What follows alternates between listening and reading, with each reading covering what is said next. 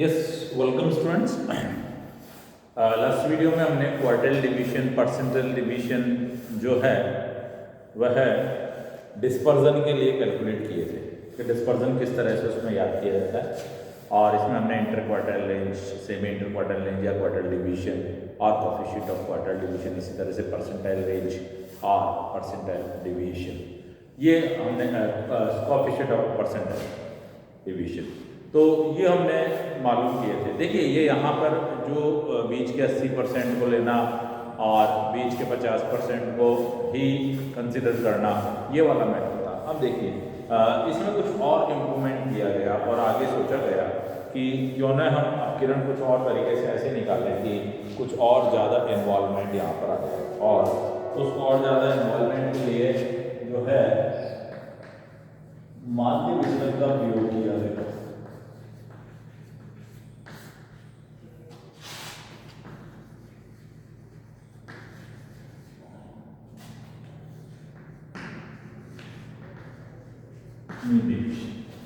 देखिए उसके लिए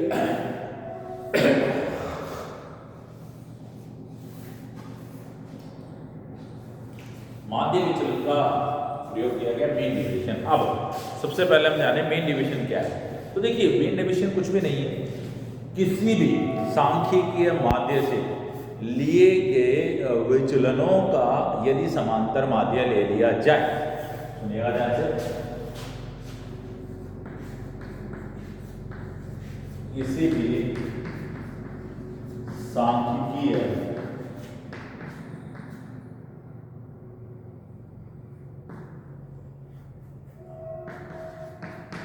माध्य से लिए गए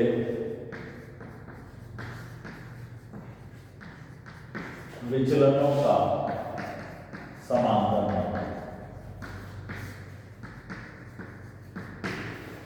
इंग्लिश में लिखेंगे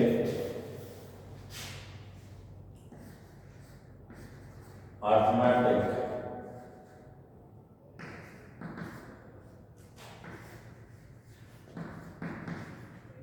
एवरेज या arithmetic mean is the arithmetic mean of the deviation from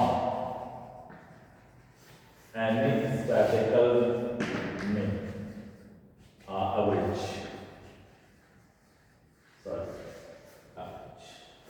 यानी ये होता क्या है?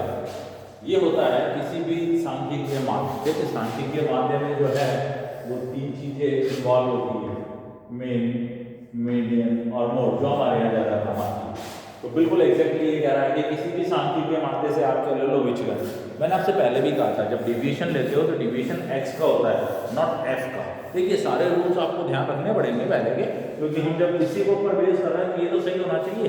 अगर ये मिस्टेक हो गया तो मानिए आप पूरा क्वेश्चन आपका क्या हो जाएगा, मिस्टेक हो जाएगा। तो इसलिए आपको ध्यान क्या रखना है कि सारे पुराने रूल्स ध्यान रहेंगे, फिर हम इनमें से किसी का भी उपयोग करेंगे और उससे डिवीजन लेंगे, डिवीजन का क्या कर देंगे, अर्थमेटिक मीन कर देंगे। यही क्या होगा, आपका जो है माध्य विचलन होगा। देखिए यहाँ हमें करना क्या है, सबसे पहले मीन, मोड और मीडियन जैसा निकालते आ रहे हैं वैसा निकालें। अब मैं बात करता हूँ, ये निशान, ये जो साइन है, ये साइन होता है किसका, मीन डिवीजन का।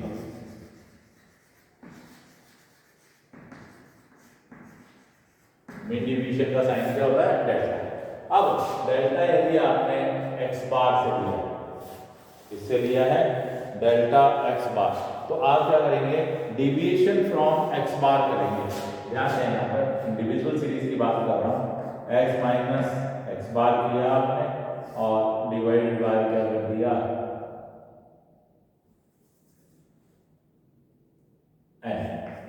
यानी किसी भी मीन से डिवीएशन और उसका अगर अर्थमेटिक मीन, तो अर्थमेटिक मीन के लिए क्या करते हैं, नंबर ऑफ आइटम्स का क्या करते हैं, भाग देते हैं। तो यहाँ ये आएगा सम।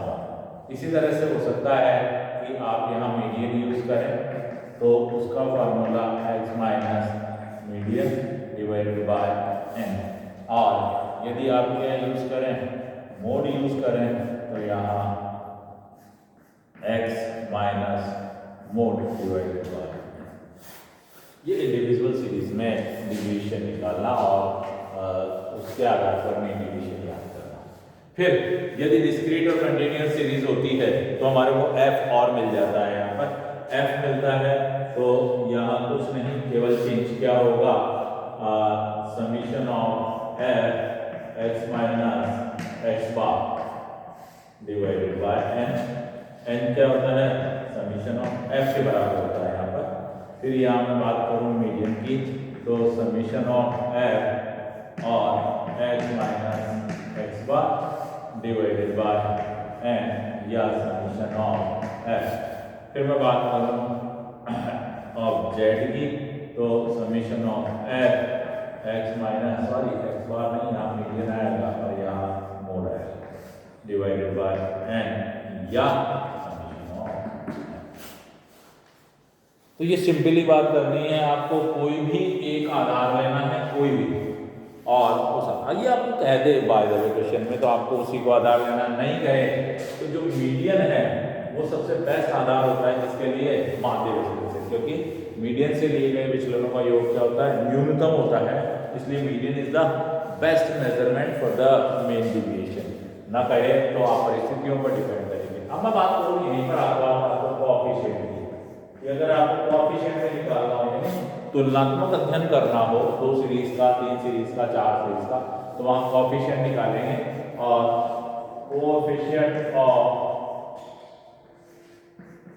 Mean is equal to delta mean divided by mean, और इसी तरह से coefficient of median is equal to delta median divided by median, और इसी तरह से coefficient of delta mode is equal to delta mode divided by mode. इसके माध्यम से आप क्या कर सकते हैं, सारे कोएफिशिएंट्स भी निकाल सकते हैं। तो ये तो हुआ आधार की बात की, आपको समझना है मेन डिवीजन क्या कर रहा है। Main division is a simple arithmetic mean from the deviation of from any statistical average। किसी भी statistical average से डिवीजन ले लीजिए और उसका क्या कर दीजिएगा, अर्थमेटिक मीन कर दीजिएगा, आपका मेन डिवीजन याद हो जाएगा। ये जो मैंने दो बॉडीगार्ड खड़े किए हैं यहाँ पर, ये दोनों बॉडीगार्ड ये बताते हैं कि प्लस माइनस को आप इग्नोर करके चलिए, यानी डिवीजन में यदि प्लस आता है तो भी माइनस है, और प्लस है, और अगर माइनस आता है तो भी प्लस ही है। मतलब डिवीजन को हमको प्लस माइनस में कंसीडर नहीं करना है, केवल कंसीडर किस में करना है, प्लस ही, प्लस में कंसीडर करना है, चाहे माइनस हो चाहे हो। अब आप कहें साहब मैं मीन निकालूं तो क्या हम अज्यूम मीन ले सकते हैं, सब कुछ कर सकते हो जो आप पहले कर रहे थे, बस वहां तक पहुंचने के बाद अगला स्टेप ये होगा जो आपको सॉल्व करना है। एक क्वेश्चन लेकर के मैं आपको यहाँ बताता हूँ, जो कि इंडिविजुअल सीरीज का क्वेश्चन होगा।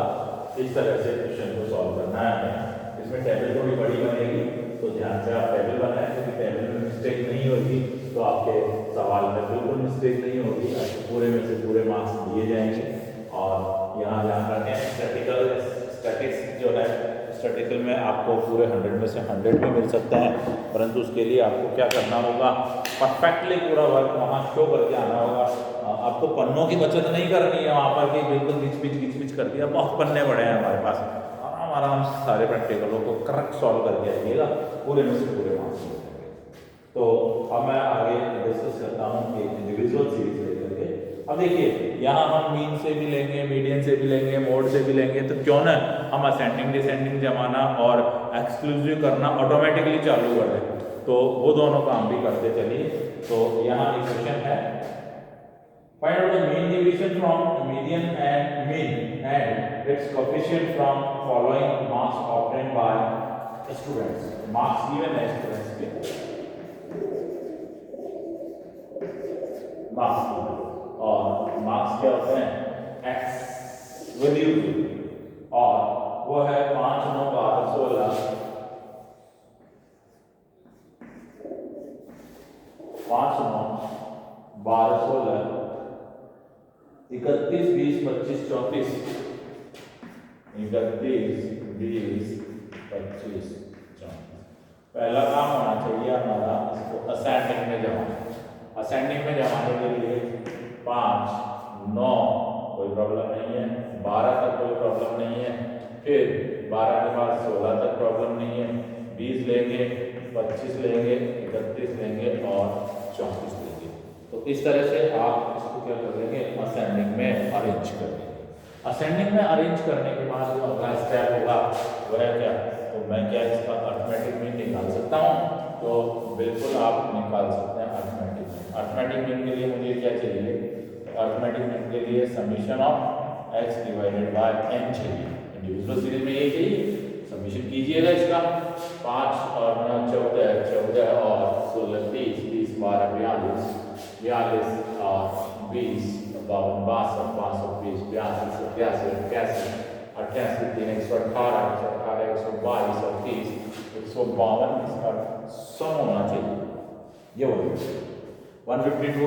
अब आपको यहाँ लेना है 152 डिवाइडेड बाय n कितने हैं, 1 2 3 4 5 6 7 8। आप इस पे सीरियल नंबर भी डाल सकते हैं। ये सीरियल नंबर 1 2 3 4 5 6 7 8 और 152 बटा कितना 8 करना होगा आपको, और 8 1 8 7 8 9 72। ये मैंने क्या कर लिया, मीन फाइंड आउट कर लिया।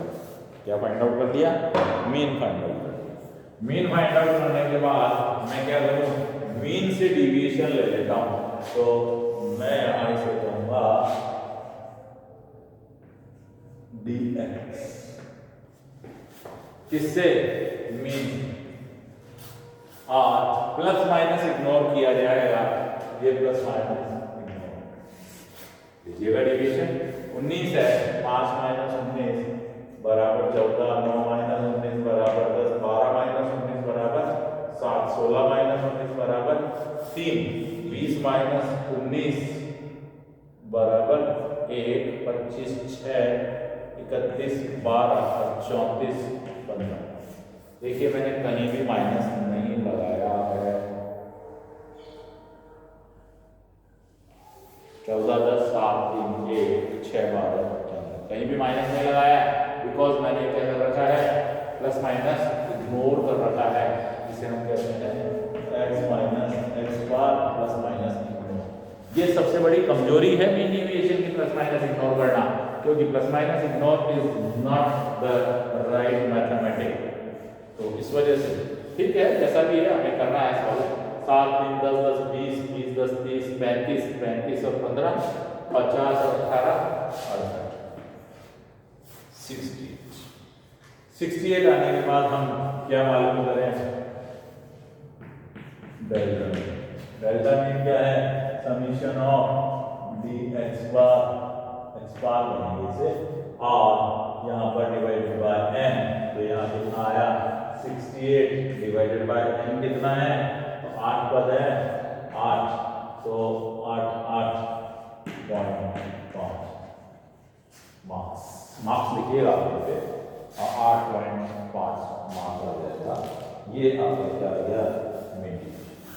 अब कोई आपसे कहे कोएफिशिएंट याद कीजिए, तो कोएफिशिएंट के लिए आपको क्या करना है, डेल्टा मीन जो आया है divided by mean. Delta mean है 8.5 डिवाइडेड बाय मीन हमने याद किया था 19, तो 8.5 बटा 19 अगर हम करते हैं तो रिजल्ट आता है 0.45। This is the coefficient. अब ये तो बात हुई इसकी अर्थमेटिक मीन से। अर्थमेटिक मीन के बाद मीडियन से भी तो कर सकते हैं, लीजिएगा। मीडियन के लिए आपको क्या करना है, n+1 अपॉन सेकेंड आइटम। पहले तो यही मालूम करें, तो n+1 मतलब 8 + 1 बटा 2 बराबर 4.5, तो fourth item plus fifth item upon 2। देखिएगा फोर्थ आइटम है यहाँ 16, फिफ्थ आइटम है 20 डिवाइडेड बाय 2, तो ये कितना आ गया 18 आने के बाद आप यहाँ क्या मालूम कर सकते हैं, dm मालूम कर सकते हैं, और dm क्या होगा, x माइनस एक्स बार की जगह क्या आ जाएगा m, और ये क्या निकल के आएगा भाई, यहाँ पे प्लस माइनस इग्नोर होगा, ये चीज ध्यान रखें। 18 5 तो 13 9 9 18 12 6 18 16 2 18 20 2 18 25 7 18 और 31 18 13 और 34 18 जो है वो 16।